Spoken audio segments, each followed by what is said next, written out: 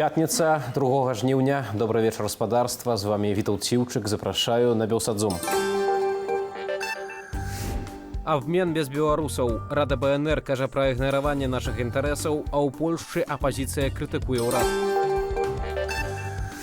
Калі узурпацыі цэлай дзяржавы мала, Лукашенко распавёў, колькі чалавек працуе ў кіраўніцтве ягонымі справамі. Тым часам у Беларусі ўсё менш працаўнікоў. Прадпрыемствы працягваюць больш звальняць, чым наймаць. Беларускія дэмакратычныя сілы пракаментавалі найбуйнейшы абмен зняволенымі паміж Расеяй і заходнімі краінамі. У офісе Святланы Ціханаўскай заявілі, што відавочна гэтыя перамовы з Захадам вяла Масква. Беларусь жа ў іх не ўдзельнічала. А Рада БНР канстатавала, што лідары ЗША і Еўропы праігнаравалі пакуты беларускага народу і падкрэсліла, што Польшча мела поўнае права ўзняць пытанне пра вызваленне палітвязня Анджэя Пачобута ды іншых прадстаўнікоў польскай нацыянальнай меншасці. У Польшчы апазіцыя крытыкуе ўрад у сувязі з вызваленнем расійскага агента з польскай турмы ў межах учорашняга абмену. Гэтак былы міністр унутраных справаў і адміністравання, былы каардынатар спецслужбы Украіны Марыюш Камінскі напісаў у сасетцы Экс, што агента ГРУ Паўла Рубцова, вядомага пад імем Пабло Гансалеса, меліся абмяняць сярод іншага на беларускага палітвязня Анджэя Пачобута. У сваю чаргу цяперашні міністр замежных справаў Радослаў Сікорскі адзначыў, што дзеянні ў справе вызвалення Анджэя Пачобута ды іншых беларускіх палітзняволеных працягваюцца, але іншым шляхам. Гаспадарства, з намі на сувязі палітолог, доктар сацыяльных навук з універсітэту Вістуля, гаспадар Пётр Кушчінскі. Вітаю вас. Здравствуйте. Гаспадар доктар, мы бачым, што ў Польшчы ў медыях трываюць дыскусіі, чаму з польскай турмы быў вызвалены расійскі агент, а ўзамен не ўдалося вызваліць у прыватнасці Анджэя Пачобута, прадстаўніка Саюзу палякаў на Беларусі. На вашу думку, чаму ўсё ж такі гэтага не ўдалося зрабіць? Ну, я думаю, что здесь разные причины. Прежде всего, для Лукашенко Пачобут это очень важный человек, потому что вот тут, может быть, он захочет сделать какой-то вообще другой обмен с Польшей. И какие-то шпионы с Россией его вообще не интересуют, как обмен на Пачобута. Мы можем тоже сказать, что не знаем, чего хочет сам Анджей Пачобут, потому что в 2021 году у него была возможность уехать в Польшу, но он решил, что он останется в Беларуси, хотя он знал вообще, что вот этот суд, который будет, это вообще не суд, это будет решение самого Лукашенко или кого-то из его людей. Но он решил остаться. Мы точно не знаем, чего он хочет сейчас. Или есть с ним какая-то связь польского министерства иностранных дел или вообще польских властей. Я знаю, что с ним контакты не очень хорошо проходят, что информации о его состоянии очень мало. Разам з тым, былы міністр унутраных справаў і адміністрацыі Польшчы, таксама былы каардынатар спецслужбаў Марыюш Камінскі напісаў, што раней, калі былі перамовы, то акурат умовай вызвалення расійскага агента Рубцова з польскай турмы было тое, што з турмы ў Беларусі будзе вызвалены Анджэй Пачобут. І ён абвінавачвае дзейны ўрад, што яны згадзіліся на тое, каб гэтага не сталася. З іншага боку, міністр замежных справаў Польшчы цяперашні Радослаў Сікорскі кажа, што перамовы аб вызваленні Анджэя Пачобута і іншых беларускіх палітвязняў ідуць іншым шляхам. На вашу думку, што тут адбылося і ці сапраўды ёсць так, што дзейны польскі ўрад праігнараваў нейкую такую магчымасць вызваліць гаспадара Анджэя з турмы?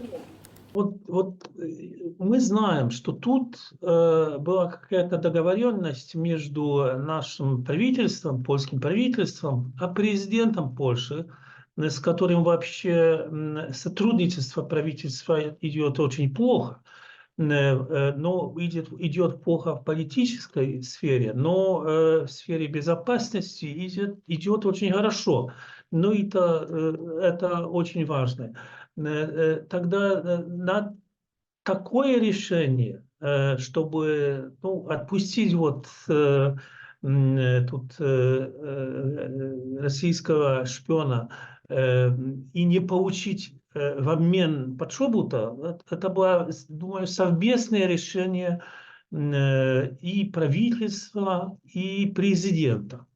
А что сейчас делают правительства и какие идут разговоры, ну, мы точно не знаем. Мы понимаем, что есть что-то, что какой-то процесс идет. Ну, что там получается и как, и почему, ну, еще пока не знаем. Яшчэ одно пытанне. Беларусы вось цяпер наракаюць на захад, гэта заўважна ў нават публічных выказваннях, маўляў, захаду абыякавы лёс беларускіх палітвязняў. У турме сядзіць нобелеўскі лаўрэат Алесь Бяляцкі, многія людзі, якія шмат гадоў, дзесяцігоддзі змагаліся за правы чалавека.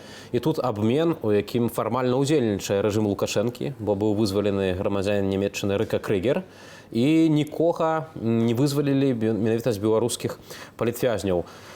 На вашу думку, у чым тут праблема? І ці сапраўды так, што беларусам проста не хапае нейкай суб'ектнасці? Бо такія думкі гучаць цяпер у нашай прасторы. Но, к сожалению, разговоры с Лукашенко, они как, он будет торговаться, и он думает, что и сейчас торгуется. Значит, он не отдаст политзаключенных так просто, потому что ему нравится. Это может быть или какая-то угроза для него, например, что Польша будет закрывать границу польско-белорусскую. Может быть угроза, что тут это не понравится Китаю, потому что тут идет транспортный шлях с Китая через Польшу в Европу. Это есть влияние, и мы об этом мы знаем, польское влияние. Но что еще? У нас нет, хорошо, что нет, в тюрьмах белорусских шпионов, чтобы мы ему отдали то, чего он хочет, чтобы, например, польское правительство не поддерживала оппозиции белорусской, например, тут господин Латушка и другие оппозиционеры, которые в Варшаве находятся, этого не получится. Разам з тым дазволю трошки вас паправіць. Ёсць рашэнні судоў і былі затрыманні таксама грамадзянаў Беларусі, якіх падазраюць у шпіянажы на карысць Расіі. Так, на карысць Расіі. Да, но это не так какие-то крупные шпионы. Значит, никакого белорусского Джеймса Бонда в нашей тюрьме нету. Разам з тым, калі кажам менавіта пра ўнутраныя польскія спрэчкі, бачым, як сёння прадстаўнікі апазіцыі, якая нядаўна была ва ўладзе, абвінавачвае дзейную ўладу, у тым, што, маўляў, як так, упусцілі такі шанец, каб вызваліць Анджэя Пачобута. Ці сапраўды гэты абмен паказаў, што заходнім сталіцам, у прынцыпе, абыякавыя нейкія жаданні і беларусаў, і палякаў? Ці можна такія катэгарычныя высновы рабіць? Но, к сожалению, Беларусь не занимает главного места тут в такой же ситуации, и поэтому мы не видим тут никаких решений в пользу, прежде всего, белорусской оппозиции и всех политзаключенных. Но я думаю, что тут польское правительство будет делать все, что возможно. Не только польское, я думаю, что тоже литовское правительство, всей Прибалтики, чтобы тут какое-то влияние Запада существовало. Но надо понимать, что у нас, кроме этой границы, кроме других дел, возможностей влияния на Лукашенко не очень много. И Запад тоже не имеет таких возможностей, чтобы прямо влиять на Лукашенко. Вось разам з тым я як журналіст не магу не заўважыць і таксама не парадавацца за калегу з радыё Свабода, якая была вызваленая з расійскай турмы. Але я таксама памятаю пра сваіх калегаў, у прыватнасці з Белсату і перадусім пра Кацярыну Андрэеву і пра іншых. І зрэшты можна згадаць і беларуса з радыё Свабода Ігора Лосіка, якія маюць вялікія тэрміны ў беларускіх турмах, аднак не ўдаецца іх выцягнуць з гэтых засценак Лукашэнкі. На вашу думку, ці гэта не сведчыць пра нейкую такую, можа, я не ведаю, слабасць заходніх дзяржаваў у дачыненні, калі мы кажам пра рэжым Лукашэнкі? Проблема в том, что возможности не очень большие, как я уже сказал, так как небольшие возможности, чтобы влиять на вот эту войну между Россией и Украиной. Тут влияние на Россию не очень великое, можно так сказать, вообще небольшое. Кто может иметь такое влияние на Россию? Думаю, что прежде всего Китай, а не мы, к сожалению. И тоже влияние Запада на Лукашенко и белорусское правительство сейчас небольшие. Возможности, чтобы что-то сделать, тоже не очень много. Можем поддерживать оппозицию. Да. Что может сделать эта оппозиция? Еще раз повторю, что то, чего от нас ожидает Лукашенко, чтобы его признать прежде всего, чтобы с ним разговаривать откровенно, это мы не сделаем. Я думаю, что как наш президент, польский президент, позвонил бы господину Лукашенко и сказал ему: господин президент, отпустите Поцебута. Но Лукашенко это бы через 2 часа и 1 час бы это сделал. Но наш президент этого сделать не может, потому что не будем признавать Лукашенко как президента Беларуси. И вот здесь главная проблема. Он хочет что-то от нас, мы этого ему не дадим. Дзякуй вялікі за гэтую размову. Спадарства з намі на сувязі быў Пётр Кусцінскі, доктар сацыяльных навук, польскі палітолог з універсітэту Вістула. Трымаецца ў добрым духу і адказвае на кожны ліст вернікаў. Выданне «Католік Лайф» апавяло пра палітзняволенага ксяндза Анджэя Юхневіча з Шуміліна, якога амаль месяц трымаюць у СІЗА. Перад гэтым святар амаль 2 месяцы быў пад адміністратыўным арыштам. Пры гэтым ніякай афіцыйнай інфармацыі наконт справы супраць святара дасюль няма. Іншыя навіны Беларусі і замежжа ў нашым аглядзе. Трапіць Беларусі ў еўразвяз робіцца яшчэ цяжэй. У дзяржаўным памежным камітэце адзначылі, што чэргі на выезд з нашай краіны растуць. Раніцаю 2 жніўня на памежным пераходзе Берасце-Тэрэсполь стаялі 550 легкавікоў і 65 аўтобусаў. Карыстальнікі чатаў паведамляюць, праходжанне мяжы аўтам займае нават 30 гадзінаў. На ўезд з Польшчы ў Беларусь давядзецца патраціць амаль у 10 разоў менш. Главное сейчас, чтобы люди не обижали, что мы не можем дать электричество. Лукашенко на 20-й дзень пасля ўрагану прыехаў у Мазырскі раён. Кажучы пра дапамогу мясцовым жыхарам, ён заклікаў, цытата, грунтоўна вывучыць сітуацыю ў кожным канкрэтным выпадку. Раней у звязку са стыхіяй узурпатар наракаў, што некаторыя беларусы пальцам не зварухнуць і чакаюць, калі ўлады развяжуць іхныя праблемы. Першы беларускі медаль на Алімпіядзе. Нашая суайчынніца ў нейтральным статусе Віялета Бардзілоўская заваявала срэбра ў скачках на батуце. Тым часам дачка эмігрантаў з Беларусі алімпійская чэмпіёнка гульняў у Парыжы. Гэткі тытул у фехтаванні на рапірах амерыканка Джэклін Дубровіч атрымала ў камандным турніры, а ў індывідуальным заліку спартоўка заняла 18-е месца. Незвычайная знаходка падчас будоўлі дарогі на Гарадзеншчыне. Каля Зэльвы працаўнікі дасталі з-пад зямлі рэшткі вузлоў і агрэгатаў, характэрных для баявых гусенічных машынаў часу Другой сусветнай вайны. Аднак, што менавіта гэта была за машына, адмыслоўцы здолеюць сказаць толькі праз пэўны час, бо праз доўгае перабыванне ў зямлі дэталі значна пашкоджаныя. ЗША выказалі сваю пазіцыю наконт прэзідэнцкіх выбараў у Венесуэле. Улады краіны не прызнаюць перамогі Нікаляса Мадура, які, паводле афіцыйных звестак, набраў 51% галасоў выбарнікаў. Пра гэта паведаміў дзяржаўны сакратар ЗША Энтані Блінкен. Злучаныя Штаты лічаць пераможцам апазіцыйнага кандыдата Эдмунда Гансалеса. Аднак афіцыйна дзяржаўны дэпартамент не назваў палітыка новым лідарам Венесуэлы. У Беларусі расце нястача кадраў. Паводле Белстату сёлета за 6 месяцаў прадпрыемствы краіны звольнілі больш за 317 тысячаў працаўнікоў. А вось прынялі на працу амаль на 37 тысяч асобаў менш.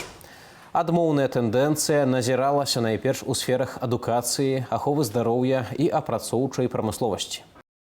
Агулам на сёння ў Беларусі шукаюць больш за 163 тысячы працаўнікоў. Гэта вынікае са звестак рэспубліканскага банку вакансіяў. Пры гэтым там размешчаная толькі каля 13 тысячаў рэзюмэ. Стала вядомая і колькасць працаўнікоў у сістэме кіраўніцтва справамі Лукашэнкі. Сам узурпатар агучыў лічбу больш за 20 тысячаў асобаў, у тым ліку занятых у галінах ЖКГ, будаўніцтва і аховы здароўя. Яшчэ 6 тысячаў, паводле Лукашэнкі, працуюць на аграрных прадпрыемствах, падпарадкаваных кіраўніцтву. А з намі на сувязі акадэмічны дырэктар БЭРОК Леў Львоўскі. Спадар Леў, вітаю вас. Вітаю. Вось Лукашенко агучыў гэтыя лічбы ўслых. 20 тысяч работнікаў у кіраванні справамі, уласна, Лукашэнкі. Яшчэ 6 тысячаў чалавек у сельскагаспадарчых прадпрыемствах, падпарадкаваных гэтаму ўпраўленню. Мы трошкі, можа, прызвычаіліся за 10годдзі ўтрымання ўлады Лукашэнкам да сітуацыі, што, не ведаю, столькі прадпрыемстваў асабіста падпарадкаваны, можна сказаць, вось гэтаму органу. Аднак увогуле патлумачце, у чым ягоная сутнасць? Як это так, што чалавек мала таго, што займае палітычную пасаду, вось, і узурпаваў сабе гэтае права, дык яшчэ і мае такую эканамічную імперыю з 26 тысячамі работнікаў. Александр Лукашенко, он известный эксперт примерно во всех областях экономики и хозяйствования, поэтому очевидно, что при большой вотчине всей белорусской экономики он еще хочет иметь свою маленькую вотчину, где уже будут непосредственно люди, которые работают на него, люди, которые буквально существуют в иной системе, зарабатывают деньги, которые идут в непрозрачный бюджет. Собственно, все самое интересное надо держать уже непосредственно поближе к своему карману. Калі паглядзець на афіцыйную старонку кіравання справамі Лукашэнкі, то там пералічаныя абсолютна розныя сферы. Агулам 67 прадпрыемстваў, прытым там і гаворка і пра нашыя нацыянальныя паркі, якія маюць належаць усёй краіне, усёй нацыі, самой назвай. І нейкія там гатэлі, нацыянальныя латарэі, гандаль тытунем, алкаголем, нейкія яшчэ рэчы, гавораць таксама і пра нафтапрадукты. Сапраўды проста нейкая ўласная імперыя. Ці не нагадвае гэта сітуацыю трошкі з сярэднявечча, калі ў нас былі розныя магнаты, якія трымалі абсолютна, скажем так, розныя нейкія свае маёнткі і чэрпалі з гэтага карысці?